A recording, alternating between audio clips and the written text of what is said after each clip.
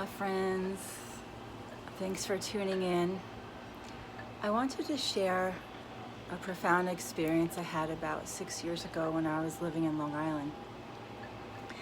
And it happened, it was 2016, and it was during a time when I was going through a really dark space in my life. And that's actually the time when my memoir, Fearless Freedom Becoming Soulfire, was inspired to be written, where I finally had the patience to sit and write my life story. I always knew my whole life I would be writing a book, but you know, it's kind of overwhelming when you think, oh, I'm going to write a story about my life. Like, where do you start? But that year, like I said, I was in a really dark place. I was heartbroken, and I was experiencing an abandonment so deep again. Like, this was like the theme of my life since I was born, since I came into the world. And I couldn't handle it anymore. I was like, I'm done. I'm too sensitive to be living here. You know, maybe this place isn't for me. I'm ready, please just take me now. I had visualizations of how I could end my life. I had it all planned out in my mind. It was intense, and I was in a really dark place. And but there was a little voice, faint, barely heard it, but it was there, and it was like, it was saying to me, like, you cannot run from this anymore. Like, you know better. You've been studying this stuff and the self-help stuff for how many years now, and you know you have to sit and face your pain. And you can't put your pain in a little box and put it away for later. You have to do it now. So every day I'd wake up in the morning and I would make my coffee first. Then I would get to my yoga mat. I'd light a candle. I'd do my meditation. I'd pray. I'd talk to God. I'd cry. And then I would journal.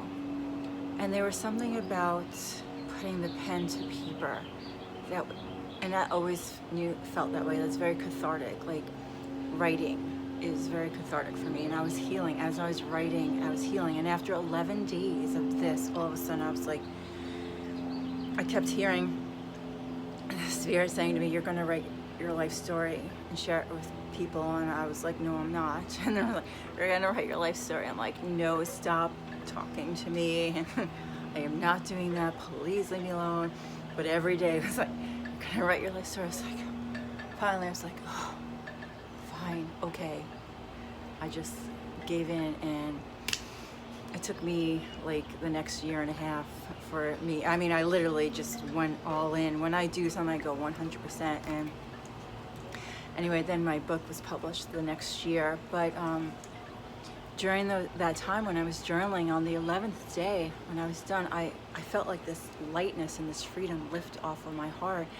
And I thought, I need to do some movement. Like, I have not been doing any yoga or any physical exercise. So I got on my yoga mat, and I had this brilliant idea that for every year I was alive, I would do a sun salutation. So at the time I was, I believe, like 46, 47. And so I started like 1, and I do my sun salutation, 2, and I breathe and do the sun salutation. And what was really interesting is that on certain years I would just be crying, and I didn't understand why. And it's pretty hard to cry in downward dog, or your boogers going up your nose when you're upside down, but I was bawling in certain years. And anyway, when I got towards like 43, 44, I felt like stronger, and then I started doing Surya Namaskar B and adding Warrior 1 and Utkatasana, and I felt like so strong. And by the time I was done, I felt like this release, not just like in my physical body, but my heart and my mind. It was just like all that suffering and that heartache and pain and sorrow was just gone. And I was like, and I felt happy, and I was smiling. I don't think I had smiled for like a year. And was just like, oh my God, what is this? What is this feeling? It's like this joy. And I felt so amazing. And I thought, wow, I have something here. Like, I discovered something, like a way to process. And like the most deep-seated sorrow and pain and heartache like can be overcome and can be processed out. And that just showed me how it's all tied in, but it's not just, it's the mental, it's the emotional, and it was the physical. Like, when I put it through my body and released it, it was gone. And so during that time, what happened was I went outside to walk my dog, and I was in the backyard. And it's very hard to describe what I experienced with little human words, because it was so profound and so, above what I'm gonna try though with the words. So I left my body. So I was fully, I trust me, I don't do drugs or take hallucinogenics. So I was not on anything. So I went outside to walk my dog. Next thing you know, I was out of my body, and my consciousness just left my body. And I guess the best way to describe it was like I was above, looking down on the earth, and I could see the earth and all of humanity at once. Like that perspective, and I would say the closest thing maybe to describe it was like a God perspective, from that omnipresent perspective of God, like just seeing everything all at once, knowing and seeing it. And I saw every human walking around with this veil over their head and their third eye. So it was like from their crown covering their third eye. And people were asleep. They were just kind of like walking around, bumping into each other. I don't know who I am. Who am I? Where am I going? They were just asleep to their divine connection. And I saw that everybody was divine. Everybody was part of God. And there was that cord connecting them to God, to the Creator, to the Godhead. And we all have that, but we were all asleep to it. And then I saw it all at once, and then I felt something. It was overwhelming. It was just, and I gasped, I went, and then I was right back in my body. And then I just stood there, and I was like, okay, I'm just gonna take that one in for a minute. Please not let me forget that, because that was so profound. I, like I said, there's hardly any words. I'm doing the best I can to describe it, but what it did for me was that it really just cemented in everything that I had been learning and studying for so many years, being a yogi and just being a spiritual seeker my whole life, like wanting to understand, like, who am I and why am I here? Why the heck is the world the way it is, and what is going on down here?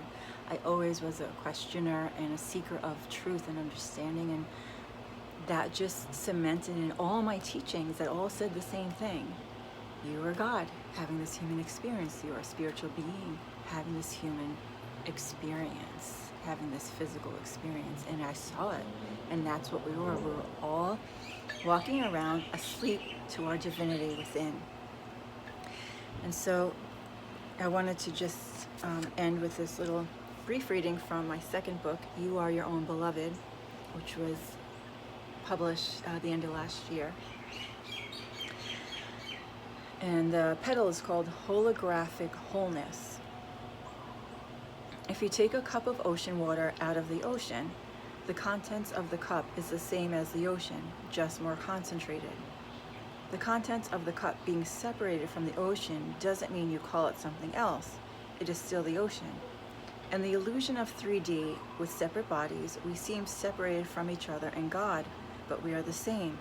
We are all connected through a divine web of etheric light, and we are and still always be connected to the Almighty Creator.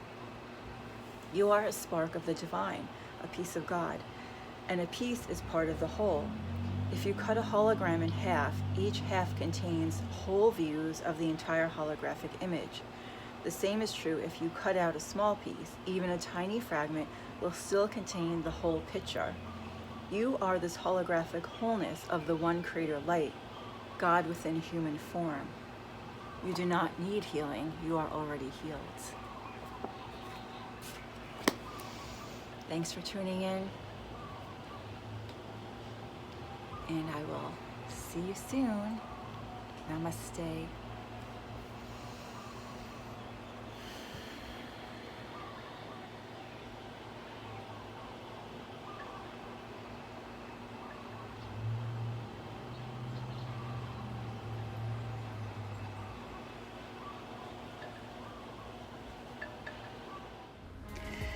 The soul fire in me, I give to you. Aho.